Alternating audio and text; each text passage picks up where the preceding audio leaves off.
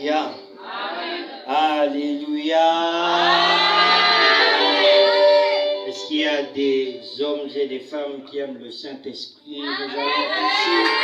Alléluia.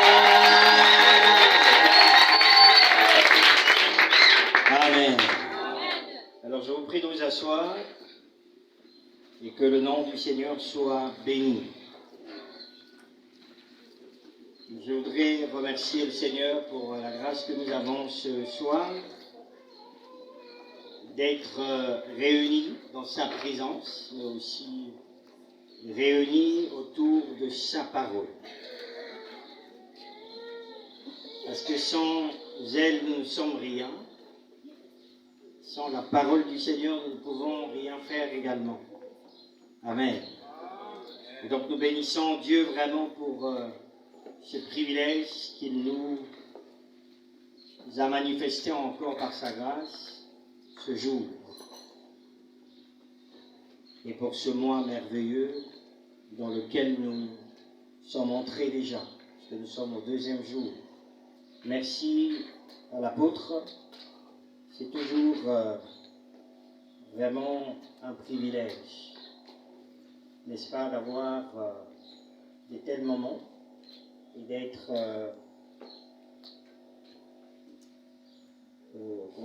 convié, n'est-ce pas, puisque nous sommes en train de mener, un seul combat. C'est celui de gagner les âmes tout simplement au Seigneur. Donc vraiment c'est une joie et nous voulons vraiment être reconnaissants et que le Seigneur vraiment continue à vous combler de ces riches grâces pour que la mission qu'il vous a assignée soit une mission effective.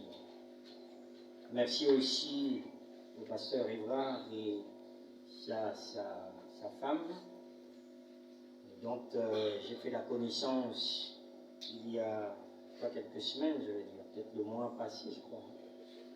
Ouais, quelques semaines, oui. Parce que nous étions ici au séminaire des couples. C'est toujours important de nous connaître aussi. Vraiment, c'est très important. Parce que voyez-vous que deux serviteurs de Dieu qui se croisent dans la rue, qui se passe? Alors que nous sommes là, investis pour le royaume, investis pour mener à bien la mission que le Seigneur nous a donnée. C'est vrai que nous avons autant de dénominations, mais la vision reste une seule, unique. Alléluia. Amen. Il n'y a qu'une seule vision que le Seigneur Jésus a donnée à l'Église, avec le grand E. N'est-ce pas? Et comme on ne peut pas être au même endroit, c'est pas possible. Pointe-Noire est tellement grand que c'est pas possible. Mais nous sommes en train d'accomplir l'œuvre salvatrice. N'est-ce pas? L'œuvre salvatrice que le Seigneur nous a mandatée. Dont lui a été, l'instigateur, mais en même temps le précurseur. Parce que c'est lui qui a commencé, qui a, n'est-ce pas, ouvert ce chemin-là, n'est-ce pas, par cette grande œuvre salvatrice. Mais n'oublions pas qu'il nous a associés à gagner les âmes pour lui. Donc vraiment merci. J'aurais pu vraiment être là parce que je n'aime pas venir, mais j'aime aussi participer. C'est ça qui fait aussi, la valeur d'un serviteur de Dieu. Bon, je suis orateur, je compte mes jours, moi je vais intervenir, puis j'arrive. Non, c'est toujours important d'écouter aussi, parce que notre Saint-Esprit, c'est un esprit de complémentarité, n'est-ce pas? Il est tellement profond, nous connaissons en partie. C'est toujours important d'écouter les autres aussi. J'ai été empêché par des raisons de service, où j'ai été en voyage, je suis rentré à peine hier. À peine hier, je devais même rentrer aujourd'hui. Dieu a fait grâce que je rentre hier dans la nuit. Et voilà que nous sommes là, nous bénissons Dieu vraiment. bénissons Dieu. Et je sais qu'il y a eu des bonnes choses qui ont été annoncées par la grâce du Seigneur. Et donc nous allons être juste dans la même, si vous voulez, lignée. Nous voulons être dans la même lignée et que Dieu soit célébré. Amen. Et lorsque j'ai lu les objectifs, je crois que l'objectif premier, c'est la grande commission, la mission que le Seigneur nous a assignée, celui du salut des âmes. Parce qu'il revient bientôt. Il revient bientôt. Et il a dit qu'il faut que la bonne nouvelle soit annoncée jusqu'aux extrémités de la terre. Et en ce moment-là, lui, il viendra. Mais cette mission, Jésus l'a commencée. Il l'a commencée juste, c'est vrai que lorsqu'il est arrivé dans ce monde, n'est-ce pas, par sa nativité, eh bien c'était déjà pour exécuter le plan du rachat de l'humanité. N'est-ce pas? Souvenez-vous que lorsque Dieu a créé l'homme et l'homme à son image et à sa ressemblance, mais il était question à l'homme, n'est-ce pas, de manifester la gloire de Dieu en se multipliant, mais en effet, c'était pour maintenir cette harmonie. Mais nous savons ce qui est arrivé. Le péché qui est venu déstabiliser toutes choses. Voilà que l'homme que Dieu avait créé s'est vu être éloigné de lui. Vous savez que le cœur de Dieu, c'est un cœur aimant, c'est un cœur plein d'amour. Et Dieu ne peut pas demeurer ou sinon résister là où il y a le mal, c'est pas possible. Et Dieu, dans son amour, s'est dit non, je l'aime tellement, je l'ai créé à mon image. J'allais même dire que c'était la merveilleuse création de Dieu. Puisque lorsque Dieu a créé l'homme, eh bien, il y avait une mention, j'allais dire, différente des autres créations. Il a dit, et Dieu vit que cela était très bon. Alléluia. Donc, voyez-vous que nous sommes, comme disait même le psalmiste, que nous sommes vraiment une créature si merveilleuse. Amen. Donc, lorsque l'homme a fauté, a désobéi de façon volontaire, l'Éternel Dieu s'est dit non. Il faut que je fasse quelque chose. Et nous avons vu déjà ce cœur se manifester depuis le jardin d'Éden. Lorsque Adam s'est caché, et quand Dieu le cherchait, c'est pas que Dieu ne savait pas, si, il savait. Dieu le cherche, il dit, ben, je t'ai vu, voilà pourquoi je me suis caché. Mais pourquoi tu t'es caché?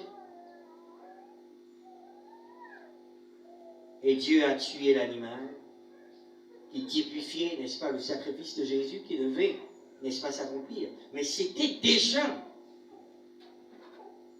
une façon de justifier l'homme, même si c'était une justification, je veux dire ici, prémisse, n'est-ce pas, par rapport au vrai sacrifice qui arrivait.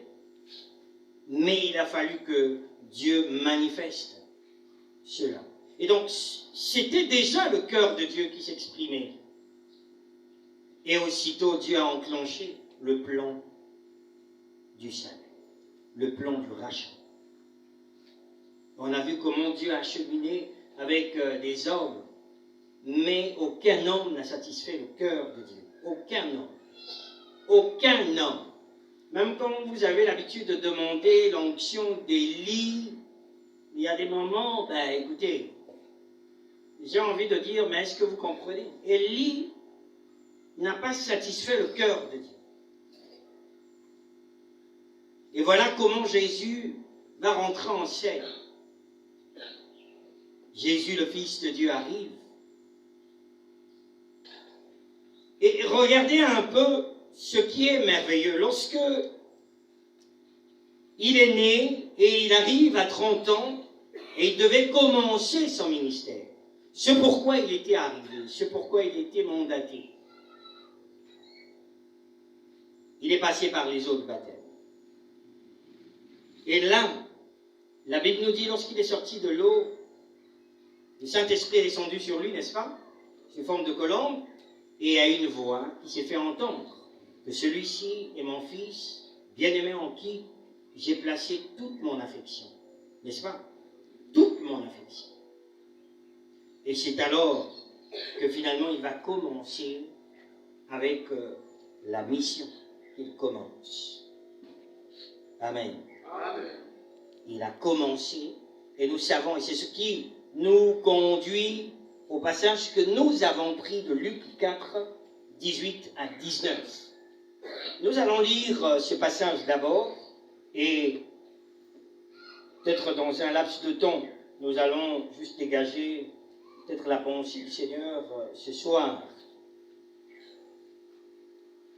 Et je sais que pour ceux qui ont été là depuis le début, vont se retrouver, parce qu'il n'y aura pas de nouveauté. Alléluia. Il n'y aura pas de nouveauté, n'est-ce pas? Mais je voudrais lire ce passage de Luc 4. À partir du verset 19, nous allons comprendre de quoi est-ce qu'il s'agit dans ce texte. Alors, j'y suis, Luc 4, à partir du verset 18. Il est dit ceci: l'Esprit du Seigneur est sur moi. Il m'a choisi.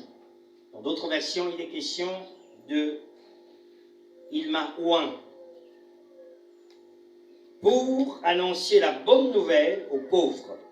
Il m'a envoyé pour annoncer aux prisonniers, vous êtes libres. Aux aveugles, vous verrez clair de nouveau. Il m'a envoyé pour libérer ceux qui ne peuvent pas se défendre, pour annoncer, c'est l'année où vous verrez la bonté du Seigneur. Dans d'autres versions, on nous parle de l'année de grâce, n'est-ce pas? Pour publier une année de grâce. Alléluia. Alors, ce texte que nous avons sous les yeux ici, n'est-ce pas, nous montre pas le début du ministère de Jésus.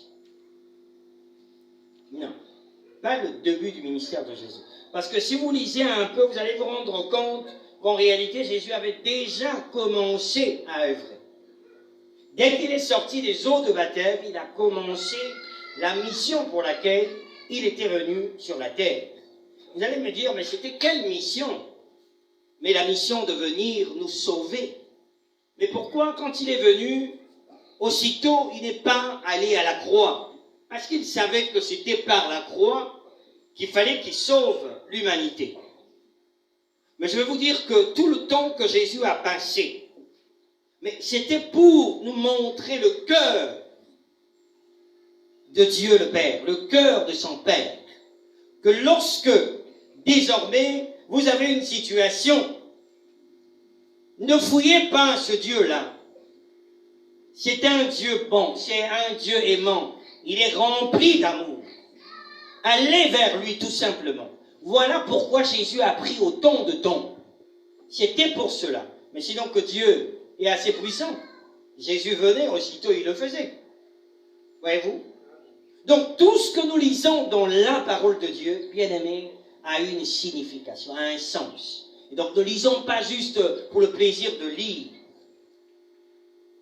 Mais là n'est pas peut-être notre sujet. Donc voyez-vous que ce ministère avait déjà commencé. Il n'y a qu'à lire Luc 1, Luc 2, Luc 3, vous allez vous rendre compte. Mais ici, voyez-vous que la Bible dit quoi? Quand vous le lisez un peu au début, le verset par exemple 16, Jésus vint à Nazareth où il a été élevé le jour du sabbat. Il entre dans la maison de prière. C'est son habitude. Il avait cette habitude-là. Il se lève pour faire la lecture des livres saints. On lui donne le livre du prophète Isaïe. Jésus ouvre le livre et trouve le passage que nous venons de lire. Et si vous allez vers la fin, Jésus, quand il a refermé le livre, le rouleau, il dit à tous ceux qui étaient là aujourd'hui, ce que vous venez d'entendre vient de s'accomplir. Alléluia. Mais qu'est-ce qu'il voulait dire? Mais parce qu'il y avait encore un peu du flou. Parce que Jésus est venu. Mais il y a encore du flou parmi les Juifs, les pharisiens et consorts. Mais Jésus arrive comme pour leur dire, maintenant là, vous avez celui que le Père a envoyé, ce dont les prophètes ont annoncé. Parce que là, il était question de la prophétie qu'Ésaïe avait reçue sur le serviteur de l'Éternel qui devait venir, qui devait être oint, qui devait être le sauveur. C'est vrai, d'abord d'Israël. Mais Jésus, quand il est venu, il était d'abord venu. Mais sauf que Israël n'a pas reconnu, loin de l'Éternel. Et voilà que Jésus s'est tourné vers les nations que nous sommes. Ça, vous pouvez le trouver dans Jean, le premier chapitre. Et aujourd'hui, donc, nous sommes en train de parler Israël, le peuple de Dieu. Il y a une parenthèse. Il y a une parenthèse. Voilà pourquoi eux, leur tour arrive. Mais ceux qui peuvent s'aligner dans la compréhension de la grâce, eh bien, peuvent être sauvés. Donc, nous avons ici, pour nous aujourd'hui, un exemple. Un exemple, j'allais même dire du service, un exemple de quelqu'un qui est oint, puisque nous sommes en train de parler de l'Esprit du Seigneur est sur moi parce qu'il m'a oint. Et le maître mot, c'est l'onction. Alléluia. C'est l'onction. Parce que regardez, quand il dit « l'Esprit du Seigneur est sur moi », il y a une virgule. Mais pourquoi l'Esprit du Seigneur vient sur quelqu'un ou sur Jésus là? Mais parce qu'il a été choisi. Et si nous pouvons reformuler, nous pouvons dire « j'ai été choisi, voilà pourquoi l'Esprit de Dieu est sur moi ». Alléluia. Et donc, lorsque nous parlons de cela, nous parlons en effet de l'onction. Et l'onction, avant tout, n'est pas une chose, l'onction, n'est pas une chose.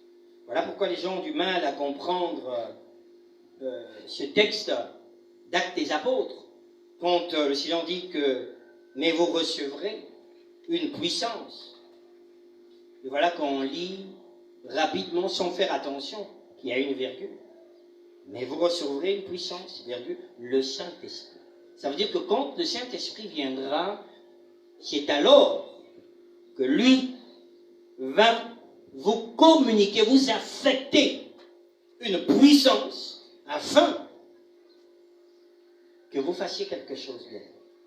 Donc, j'ai voulu rappeler un peu ce fait-là, pour que ça ne soit pas, mais ici on parle de l'Esprit qui était sur Jésus, mais c'était l'accomplissement. Parce qu'au milieu d'eux, il y avait encore des rêveries, des gens qui attendaient, comme aujourd'hui d'ailleurs. Les Hébreux, les Israélites attendent le Messie. Alors que nous avons déjà reçu le Messie. Le Messie était déjà venu. Alléluia. Donc, ce qu'eux, ils attendent, la première venue. Mais nous attendons plus la première venue, nous attendons même pas la deuxième venue. Nous attendons l'enlèvement de l'Église. Alléluia. Et oui, nous attendons l'enlèvement de l'Église. Parce que la deuxième venue de Jésus, écoutez, ça ne nous concerne pas. C'est-à-dire que ça ne nous concerne pas en termes propres. Attends. Pourquoi tu veux attendre que Jésus vienne poser ses pieds? Il y a quel rapport avec toi? Mais l'Église ne sera même pas là. Mais ça nous concerne dans cette dispensation pour faire ce pourquoi nous avons convoqué ces assises.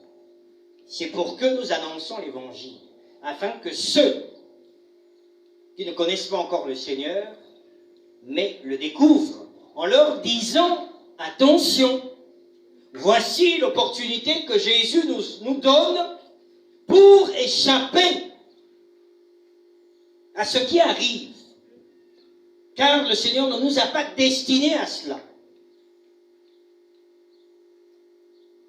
Voilà, dans ce sens-là, ça nous concerne, oui, pour annoncer la bonne nouvelle. Mais dans le fond, non. Je veux que tu sois enlevé. Alléluia.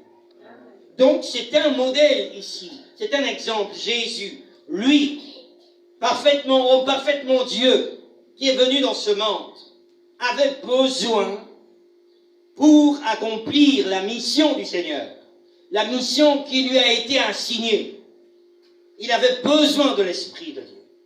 Et voilà pourquoi Jésus lui-même disait, n'est-ce pas, dans son humanité, que je ne suis pas venu de mon propre chef. Et il ne pouvait pas aussi faire quoi que ce soit de par lui-même. Mais il a fallu l'Esprit de Dieu, n'est-ce pas, parce qu'il a été choisi. Voilà pourquoi l'Esprit de Dieu est venu sur lui. Mais il y a une continuation pour accomplir une mission bien précise. Et il a fait cela, bien-aimé dans le Seigneur. Et lorsqu'il a fonctionné dans sa mission jusqu'à l'emmener à la croix, il est mort. L'Esprit de Dieu l'a ressuscité, comme cela a été dit, n'est-ce pas, dans les Écritures, il est ressuscité. La Bible nous dit qu'il a fait 40 ans. Mais les 40 ans qu'il a fait ont un sens. C'est là où il a, comme qui dirait, ramené les disciples dans la mission. Et nous avons Matthieu 28 qui nous dit clairement la mission de l'Église. Mais c'est Jésus ressuscité qui a donné la mission. Le Seigneur dit avant qu'il reparte au ciel, il a dit, allez, faites des nations des disciples, baptisez-les et enseignez-leur. Mais avant, il s'est montré pendant 40 jours et il a montré comment ce travail devait se faire. En leur demandant aussi, mais de patienter, il a fallu que le Saint-Esprit vienne de façon, j'allais dire, définitive. Parce qu'en ce temps-là, eh bien, le Saint-Esprit n'était pas opérationnel de façon tangible dans des vies. Alléluia. Vous voyez, même les disciples de Jésus n'étaient pas encore des enfants de Dieu. L'Esprit n'était même pas en eux. Parce qu'il y avait une dispensation qui devait arriver, où l'Esprit devait être dans les disciples, mais aussi sur. Voilà pourquoi il a demandé patienter. Mais pourquoi? Mais parce qu'il y avait un travail à faire. D'abord, il y avait un travail. Et Jésus est reparti au ciel. C'est ce que nous appelons quoi? L'ascension de Jésus. Mais c'est un sens également l'ascension de Jésus. Il est parti pourquoi? Mais pour que finalement le Père qu'il avait mandaté puisse recevoir en quelque sorte le rapport. Et Jésus l'a fait, il est allé se présenter. Et c'est là où le Père a marqué le sceau, comme pour dire, ça y est, c'est OK. Ça a été acté que finalement, oui, l'œuvre que tu as accomplie, oui, j'ai été satisfait. Et il a dépêché le Saint-Esprit. Le Saint-Esprit est venu pour une mission bien précise. Alléluia. Et c'est ce que je voudrais qu'on lise. Parce que c'est par là que nous allons vraiment focaliser notre message.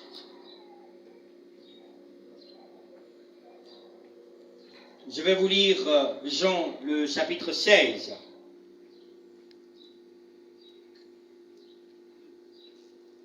Le verset 13. Quand l'Esprit de vérité viendra, il vous conduira dans la vérité tout entière. En effet, il ne dira pas des choses qui viennent de lui, mais il dira tout ce qu'il entendra, et il vous annoncera ce qui doit arriver. L'Esprit de vérité montrera ma gloire, parce qu'il recevra ce qui est à moi, et il vous l'annoncera. Tout ce qui est à mon Père est aussi à moi. C'est pourquoi je vous ai dit, l'Esprit de vérité recevra ce qui est à moi, et il vous l'annoncera. Dans peu de temps, vous ne me verrez plus. Un peu de temps après, vous me reverrez. Alléluia. Amen. Donc, voyez-vous que le Saint-Esprit est venu le jour de la Pentecôte. C'était pour accomplir ce que Jésus était en train de dire à ses disciples avant qu'il ne retourne au ciel. Mais la mission du Saint-Esprit, ce n'est pas de venir dans le croyant, celui qui croit en Jésus, et de se plaire c'est-à-dire dans ton cœur et dans ta vie. Bon, ça y est, ok, il est là, il est sur son thé d'oreiller, en train de ronfler. Non. Il est venu pour accomplir une œuvre. Pour accomplir une œuvre. Pourquoi on l'appelle même l'Esprit de vérité?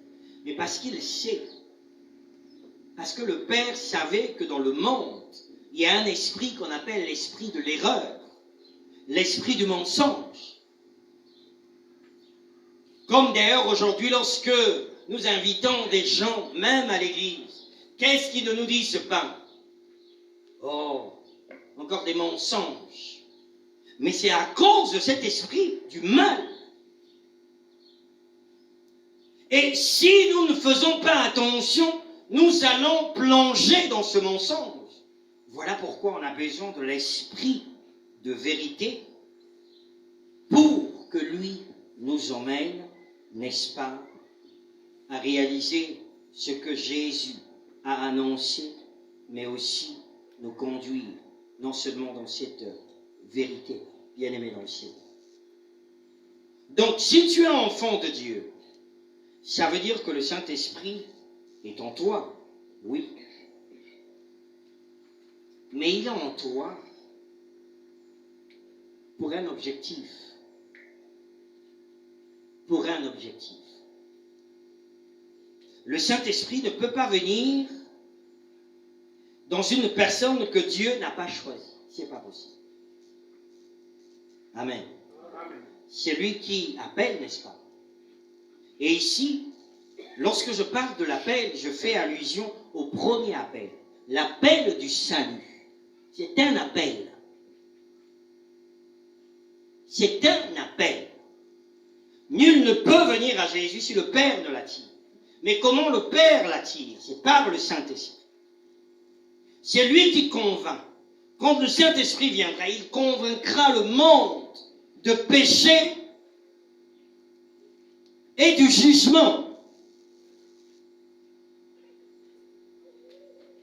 Mais il te convaincra, toi, enfant de Dieu, pas du péché, parce que avant que tu sois enfant de Dieu, il t'a déjà convaincu du péché. Alléluia. Mais c'est lui, c'est son ministère. Il te convainc du péché pendant que tu viens écouter la bonne nouvelle. On te montre que tu as besoin de Jésus. Parce que tel que tu es là, tu es séparé de lui à cause du péché. Et c'est lui qui fait le travail pour te dire que tu as besoin d'un sauveur. Et une fois que tu es saisi par lui, tu reçois le Seigneur Jésus-Christ dans ton cœur et dans ta vie. Tu es devenu enfant de Dieu. Et voilà comment le Saint-Esprit fait son entrée en toi. Mais cette fois-ci, il ne va plus te convaincre du péché. Vous allez trouver ça un peu bizarre, mais c'est la vérité de la parole de Dieu. Il va te convaincre de quoi? De ta nouvelle identité, de ta nouvelle nature. Alléluia. Amen. Que tu n'es plus un pécheur. Tu as été sauvé, lavé par le sang de Jésus-Christ. Désormais, regarde ta carte. Tu es devenu un citoyen du ciel. Donc, ce que tu fais là, ça ne correspond pas avec ta nouvelle identité. Alléluia. Amen. C'est ça le rôle du Saint-Esprit. Mais en même temps, qu'il te convainc de cette nouvelle identité auquel plutôt est rattachée une mission. Une mission. Le Seigneur ne nous appelle pas pour que nous restons là sans bouger. Non, bien. Voilà pourquoi, quand je définissais l'onction ici, j'ai dit ceci. Excusez-moi, je vais rapidement le lire juste. L'onction est une puissance, mais c'est un principe également actif du Saint-Esprit. Ça veut dire que lorsque le Saint-Esprit vient te saisir, ça veut dire quoi? Ça veut dire que Dieu t'a pointé du doigt pour exécuter une tâche bien spécifique. Mais ici, la tâche de tout un enfant de Dieu, c'est de se reproduire. Parce que la mission d'aller faire de toutes les nations des disciples, le Seigneur ne l'a pas donné aux pasteurs que nous sommes. Non, il a demandé à tout le monde. Chacun de nous doit témoigner le Seigneur. Tu es sauvé pour que les autres aussi soient sauvés. C'est ça. Mais il n'y a que le Saint-Esprit. Donc, lorsqu'il te pointe du doigt, ça veut dire qu'il te donne même la capacité déjà de le faire. Voilà pourquoi vous voyez que quand quelqu'un a déjà, quand il reçoit le Seigneur, voyez-vous qu'il y a comme un feu qui brûle. On a vécu ça, bien-aimés, on a vécu ça. Mais aujourd'hui, c'est où le feu en question? Voilà pourquoi nous sommes venus restaurer ce feu de l'Esprit de Dieu. Il y en a où aujourd'hui? On ne voit plus les gens dans la rue. Vous savez que lorsque nous évoluions dans ce sens, on nous appelait la Bible dit. La Bible dit. Donc, si bien qu'on était tellement heureux de nous balader avec nos Bibles. Moi, je me souviens encore quand j'étais en 3e, parce que c'est dans cette classe-là que le Seigneur m'a rencontré. On se baladait avec la Bible. J'aime mes cahiers, mais pas la Bible. N'est-ce pas? On parlait du Seigneur, on nous a surnommé la Bible dit. Et quand on dit, ah, mais un tel va venir, ah non, la Bible dit, lui, il viendra encore avec sa Bible. Donc, si bien que, on me dit, si tu veux venir, laisse ta Bible à la maison. J'ai dit, oh, mais vous êtes trompés, mais la Bible doit être là. Alléluia. Non, la Bible est Bible lorsqu'elle est dans ton cœur. N'est-ce pas? Mais je vous dis sincèrement, que ce livre de la loi ne s'éloigne point de ta bouche, médite. N'est-ce pas?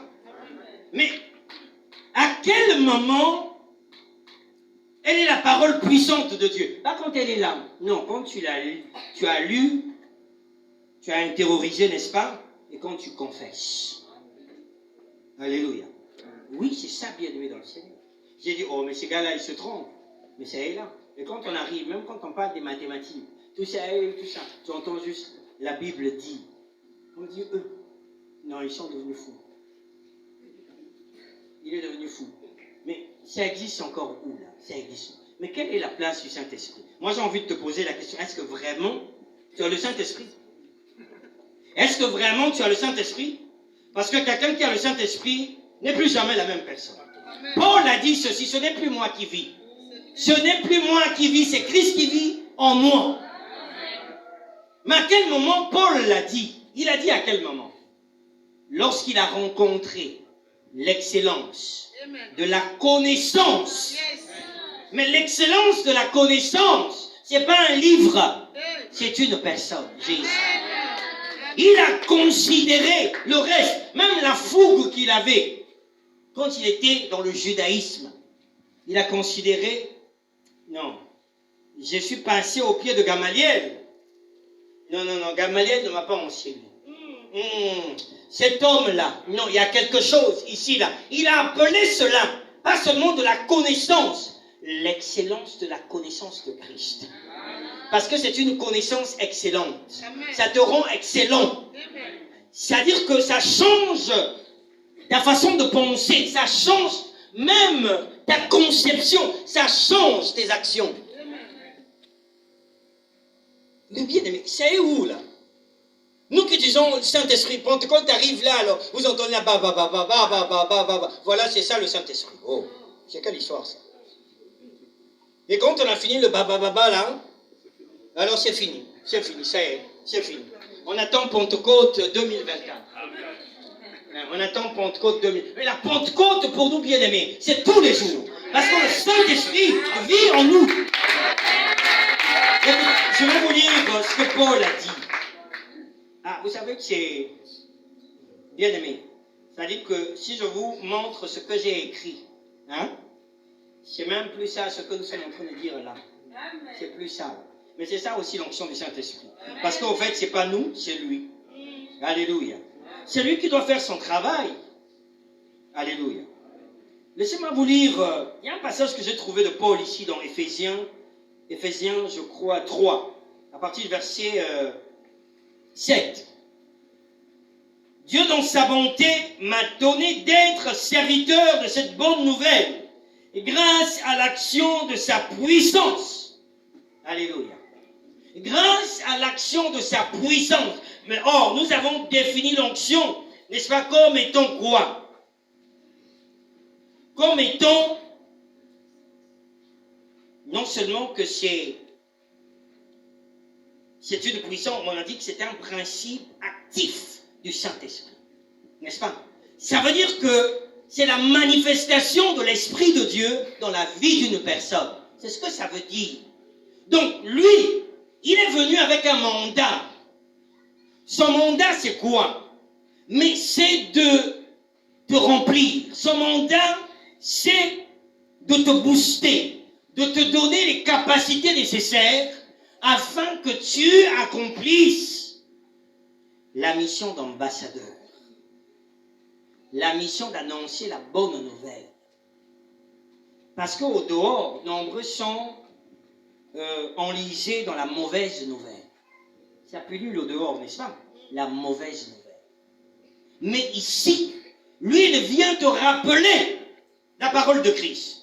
Il te rappelle que tu as été choisi pour annoncer. Jésus a été loin pour annoncer la bonne nouvelle. J'ai entendu tout à l'heure le modérateur dire qu'il y a eu un prédicateur, un serviteur de Dieu qui disait, aujourd'hui quand nous marchons dans la rue, nous les voyons là siroter des bières, des whisky, et parfois nous sommes là en train de nous moquer. Toi qui as le Saint-Esprit, tu te moques. Toi qui as le Saint-Esprit. Où est la compassion? Mais la compassion, c'est l'œuvre du Saint-Esprit en toi. Ça veut dire que ton regard, c'est le regard du Seigneur. Parce qu'il est mort à la croix pour ces personnes-là. D'aucuns pensent comme les Juifs, que ce sont des railleries, hein, des fariboles. Vous nous racontez des histoires, mais alors que c'est vrai, bien-aimé dans le Seigneur. Mais le Saint-Esprit vient pour attester ces choses-là, là, pour convaincre. Qu'est-ce qui nous a convaincus, nous? Qu'est-ce qui nous a convaincus? Mais nous aussi, nous étions comme ça, non? Regardez, monsieur, là, des idiots comme ça. Là. Amen. Nous l'avons aussi dit. Mais lorsque l'excellence de cette connaissance, par le Saint-Esprit, nous a éclairés, on s'est dit, c'est ça la vérité. N'est-ce pas? Oui, c'est ça la vérité. Et aujourd'hui, nous soyons des personnes qui défendent cette vérité-là. Mais c'est possible par le Saint-Esprit, seulement. Voilà pourquoi Jésus a dit à ses disciples, attendez qu'il vienne. Lui vous conduira dans toute la vérité. C'est lui qui mettra la vérité là. Tu n'auras même pas d'effort. Ah, mais comment je vais le faire? Ah, mon que la sonne. Oh. Toi, tu as le Saint-Esprit et puis la sonne. Mais l'esprit qu'il nous a donné, Paul disait à Timothée, n'est-ce pas? Que ce n'est pas un esprit de timidité. C'est un esprit de sagesse et de force. Donc, Paul avait compris que ce n'est plus Galates 2:20. Ce n'est plus moi. Ce n'est pas moi, c'est lui. Mais pourvu que tu réalises l'importance du Saint-Esprit, réalise sa pertinence dans ta vie, réalise cela. Mais aujourd'hui, nous réalisons autre chose, mais pas le Saint-Esprit. Autre chose, mais pas lui. Oh, le bien-aimé, dans cette dispensation-là, mes amis, le Saint-Esprit ne peut pas se taire. Je l'avais dit une fois à un serviteur qui m'avait posé la question, ah, mais si Dieu ne parle pas, oh. J'ai dit, mais attends, nous ne sommes pas dans l'ancienne alliance, n'est-ce pas? Où il y a eu un temps où Dieu ne parlait plus. Nous sommes dans la nouvelle alliance, le Saint-Esprit est venu pour accomplir une œuvre. Chaque jour, la Bible, nous l'avons lu, c'est lui qui va vous rappeler ce que je vous ai annoncé. Il est là pour rappeler, constamment, il va te rappeler qui tu es. Attention, tu es un enfant de Dieu. Un enfant de Dieu ne parle pas comme ça. Tu as reçu une mission, tu dois éclairer. Tu dois donner du goût. Attention, il est là pour tirer les oreilles. Comme pour ce séminaire, il vient pour te tirer les oreilles. Toi qui dors encore, ou toi qui a fait que le Saint-Esprit dorme en toi, libère-le. J'ai envie de dire libère-le, tout simplement. Libère l'onction qu'il a mis en toi. Parce qu'il y en a, c'est vrai. Il y en a en nous. Alléluia. Mais c'est pour accomplir une œuvre. Qui a déjà gagné une âme au Seigneur? Qui lève un peu la main, je vais voir. Qui a déjà gagné une âme au Seigneur? Oh! Ah, les hommes de Dieu ont encore du travail. On a encore du travail. Bien-aimé, le Saint-Esprit était déjà venu. Si tu as reçu Jésus-Christ, et je le sais, quand tu as déjà annoncé cette parole, ça veut dire que tu as le Saint-Esprit. La Bible nous dit dans 2 Corinthiens 5, 17, et vous le lirez jusqu'à la fin, hein, peut-être jusqu'au verset 20. Si quelqu'un est uni à Jésus, cette personne devient une nouvelle création. Les choses anciennes sont passées. Voici, toutes choses sont devenues nouvelles. Pas à cause de lui, mais c'est par l'action du Saint-Esprit dans la vie de cette personne-là. Mais vivons, manifestons. Le problème avec nous, c'est la manifestation. Le Saint-Esprit, ce n'est pas synonyme du parlant en langue là-bas, comme on le voit là, et puis bon, jamais on est allé au dehors. Le Saint-Esprit est venu pour que nous annoncions la parole de Dieu. Que nous annoncions la bonne nouvelle. C'est ça le but du Saint-Esprit ici. Quand l'Église va être formée, et lorsque, au son de la trompette, l'Église va être enlevée, il n'y aura plus de Saint-Esprit. Il partira. Est-ce que vous comprenez ça? Donc il est là, c'est pour toi, pour que tu accomplisses le travail. Mais qu'est-ce que tu fais? Qu'est-ce que tu fais? Ce n'est pas donné aux apôtres, aux évangélistes, aux pasteurs, aux docteurs, aux prophètes. C'est donné à tout le monde, sans exception. Que tu sois femme, que tu sois enfant, oui. C'est seulement si tu peux te laisser. L'onction va te visiter. Tu vas être capable d'accomplir la volonté de Dieu. Là où tu te trouves. Vous croyez que prêcher la parole, c'est seulement se mettre debout ici? Vous pensez ça? Mais Jésus a dit quoi? Allez, non? Il a dit d'aller. Il n'a pas dit de rester ou d'attendre. Est-ce que c'est ce que Jésus a dit? Non. Il a dit aller. Parce qu'il sait qu'ils ne viendront pas par eux-mêmes. Mais lorsqu'il nous dit d'aller, mais en réalité, nous n'allons pas seuls. Il y a quelqu'un qui fait le travail parce que ta voix, ma voix, ne peut pas toucher le cœur de quelqu'un. Est-ce que vous comprenez ça? Oh, si vraiment ma voix pouvait toucher un cœur, oh, je sais là où j'allais commencer. Hein? Je sais là où j'allais commencer. On ne devait même plus parler des sorciers. Même des maçonniques, tout ça, on ne parlerait plus d'eux. J'allais juste partir là, je dis, hey, convertis-toi. N'est-ce pas? Mais on doit compter sur le Saint-Esprit. soyons amis avec lui. C'est lui l'onction. C'est lui qui te donnera constamment quand tu vas développer cette intimité avec lui là. Ça veut dire que, voyez-vous là, tu vas être renouvelé, constamment renouvelé. Parce que tu es là, à la source. Tu ne vas jamais tarir. Mais il y a des chrétiens aujourd'hui qui sont devenus fades. À cause de quoi? Et parce qu'on a tourné le dos tout simplement au Saint-Esprit. On ne veut même plus l'écouter. C'est là où la Bible nous parle. C'est Paul qui le dit. N'attristez pas le Saint-Esprit. Parce qu'on peut l'attrister. On peut aussi l'éteindre. Mais quand tu l'éteins, ça veut dire qu'il n'y a plus de l'onction. Est-ce que vous comprenez ça? Imagine, toi, tu as un récipient, pas un récipient, prenons le cas de la lampe à pétrole. Mais imaginons que tu es là toutefois en train de renverser cette huile-là. Penses-tu que tu auras de la lumière? Penses-tu qu'il y aura de la lumière? Il n'y en aura pas. Et c'est ce que nous faisons par notre façon de vivre, parce que nous voulons nous conformer à ce siècle présent. Nous voulons parler comme le monde, mais tu n'es plus du monde. Jésus est mort pour t'arracher de ce monde corrompu.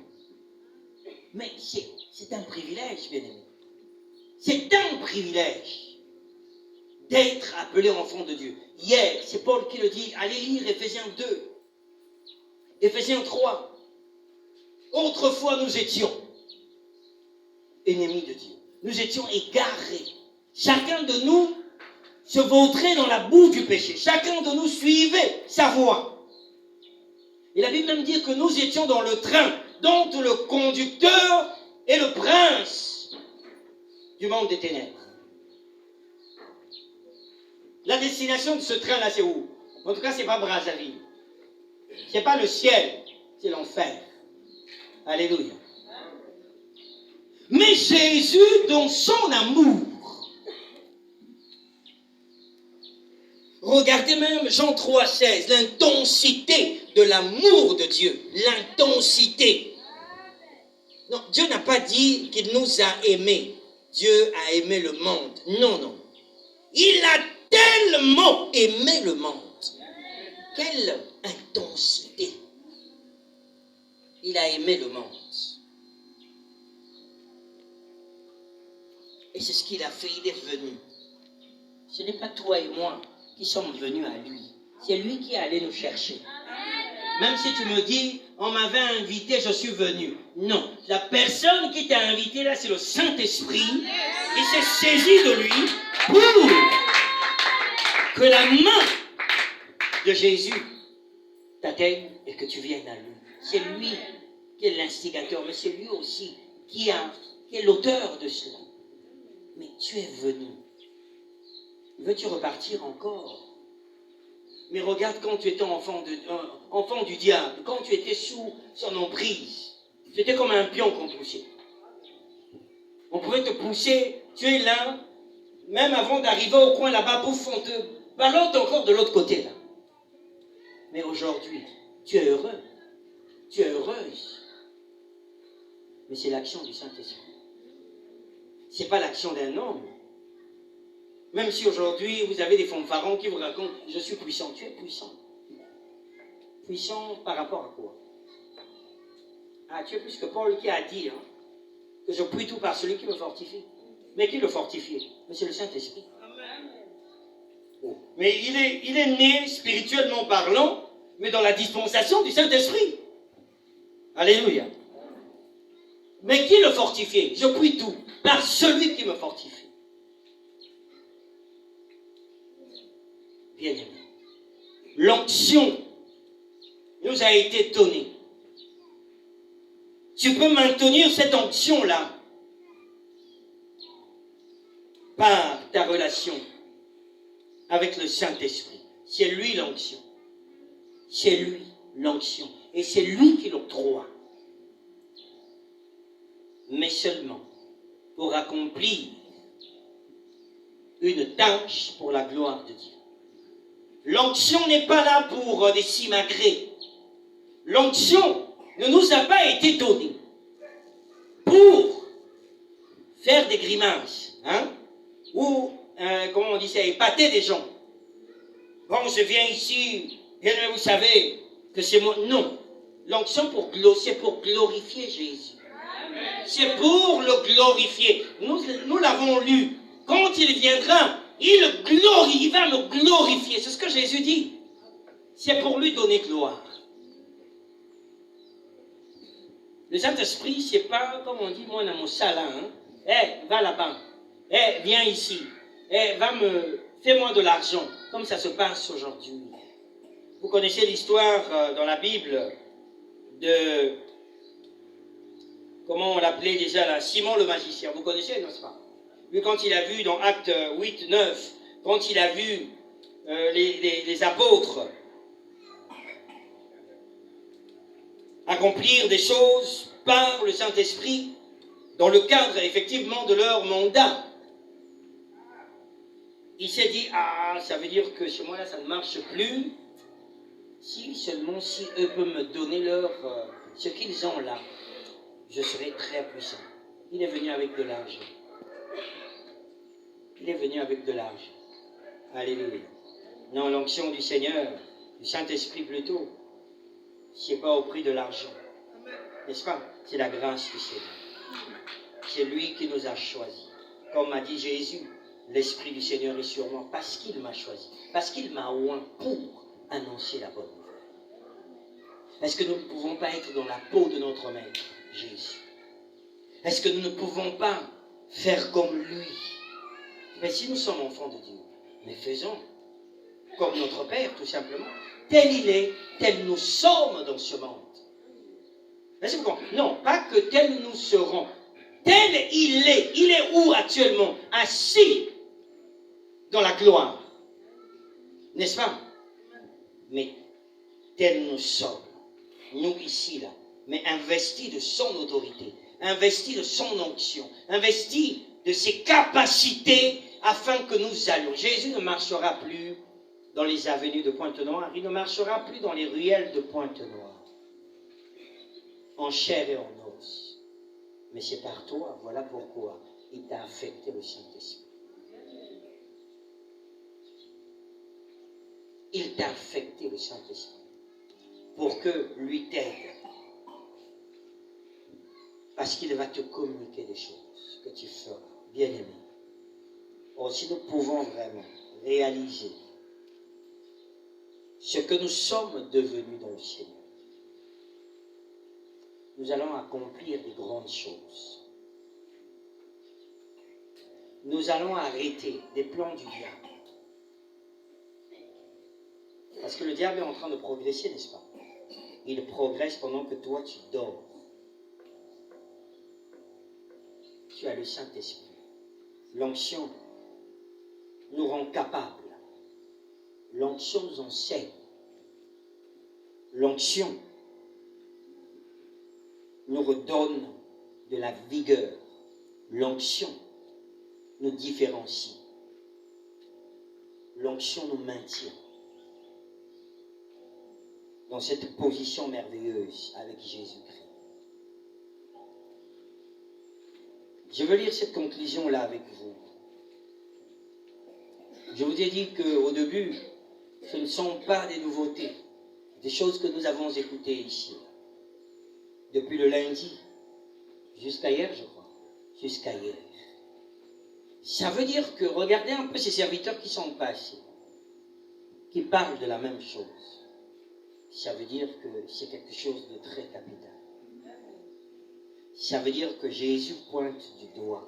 Il veut que nous revenions là. C'est ça la valeur de l'Église. Une Église sans l'onction du Seigneur. Un ministère sans le Saint-Esprit, c'est voué à l'échec. C'est voué à l'échec. Une vie sans Saint-Esprit. Et voilà, ils sont là au dehors, n'est-ce pas? On peut les malmener. On peut les malmener. Mais on a besoin du Saint-Esprit. On dit d'un homme ou d'un ministère qu'il est oint lorsque ce dernier a été doté d'une mission par Dieu. Ainsi, que la puissance nécessaire pour l'accomplir. Une personne qui a l'onction est dotée du principe actif de l'esprit pour accomplir un mandat divin. Tout ce que tu dois faire ici-bas, toi enfant de Dieu, doit être sous l'égide de l'onction de Dieu. Tu n'as plus une vie, je n'ai plus une vie. C'est la vie de Jésus qui doit se manifester. On n'a plus une vie. Paul l'a dit, même lorsque je veux vivre dans ce monde, dans ce corps, c'est par la foi que je vivrai. Alléluia. Mais il n'y a pas de foi sans Saint-Esprit. Amen. Il n'y a pas de foi sans Saint-Esprit. Et c'est là où nous échouons. Mais ce soir, je crois que nous avons été suffisamment équipés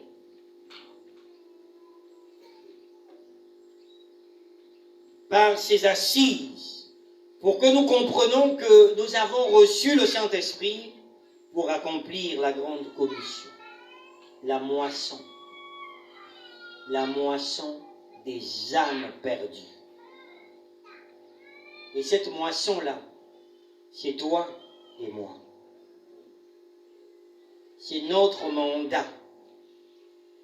C'est notre mandat. Et je crois que tu ne seras plus inconscient.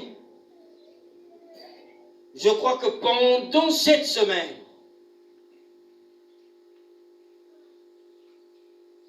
le Saint-Esprit réveille ta conscience, que tu sois ce peuple de Dieu acquis un grand prix, au prix de son sacrifice.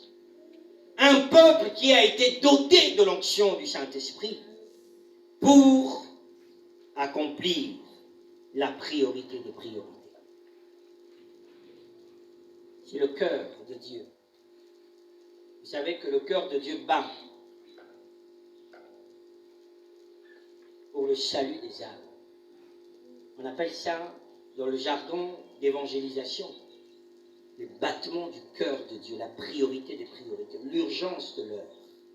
Et nous sommes dans cette urgence-là, car dans les derniers temps, les gens seront arrogants, fanfarons. Mais ça, c'est l'œuvre du malin. Et ceux qui ont le Saint-Esprit se taisent. Mais Jésus a mal, parfois là où il est assis, il a mal. Je crois que Jésus n'a pas échoué, parce qu'il n'échoue jamais. Alléluia. Amen. Il n'a pas échoué dans ta vie. Il ne s'est pas trompé en te dotant du Saint-Esprit. Il ne s'est pas trompé. Mais il veut te réveiller ce soir. Réveille-toi et libère ce feu-là, n'est-ce pas, qui avait commencé à brûler au-dedans de toi pour le salut des âmes. Pas pour autre chose. Ne brûle pas pour le travail, comme disait l'apôtre ici, là, ne brûle pas pour le travail. Ne brûle pas pour le mariage. Mais brûle pour le salut des âmes. Le Seigneur se souviendra de toi. Là où il y a l'intérêt de Jésus, eh bien, il ne peut pas te lâcher. Il fera en sorte que tu sois bien et bien portant. Est-ce que vous comprenez ça?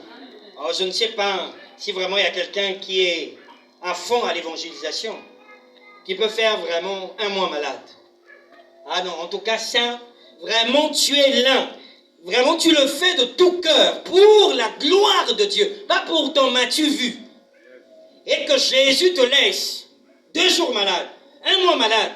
Oh non, ça, c'est pas mon Jésus. Je vais déchirer la vie. Mais parce que c'est ça son cœur. Il a dit que son désir brûlant, c'est que tous les hommes, sans exception, soient sauvés. Tous les hommes. Vous vous imaginez un peu? Et puis tu crois que tu fais ce travail-là. Et Jésus te laisse pour que tu sois la risée de tout le monde. Non, il se manifestera par sa grâce. Amen. C'est ça le secret, bien-aimé. Tu veux le bonheur de Dieu? Engage-toi avec l'onction qu'il t'a dotée là. Eh bien, engage-toi, va gagner les âmes. Si Jésus te laisse Bon, en tout cas, je ne serai plus dans le ministère. Et je sais ce que je dis, je le pèse. Alléluia. Bien-aimé, réveille-toi aujourd'hui. Saisis cette grâce que le Seigneur t'offre. Et laisse que l'onction reprenne, comme qui dirait, vie en toi. Et que tu sois un peuple, au mieux un fils, une fille, qui va manifester la gloire de Jésus en annonçant la bonne nouvelle. Parce qu'il y a des hommes et des femmes qui doivent être sauvés. Amen. Que Dieu nous bénisse ce soir.